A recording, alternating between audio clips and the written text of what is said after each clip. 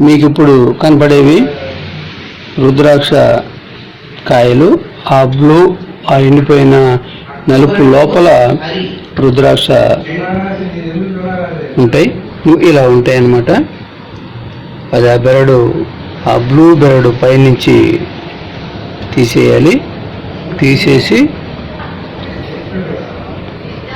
వాటిలో ఆ అరల్లో ఫిక్స్ అయిపోయిన ఒక జెల్లు లాంటిది ఒకటి ఉంటుంది. దాన్ని బ్రష్ తోటి కనుక మనం క్లీన్ చేస్తే అది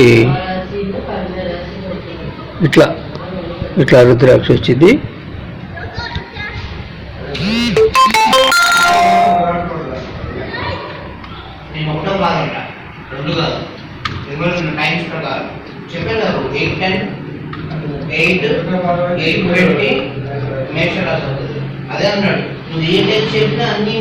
దీంతో పాటుగా నేను మాట్లాడిన వీడియో కూడా మీకు ప్రసారం చేస్తాను. రెండు చూస్తే మీకు పూర్తిగా అర్థమైంది. Thank you. Singapore, Chilakani Sitaramayya. ఉంటానండి.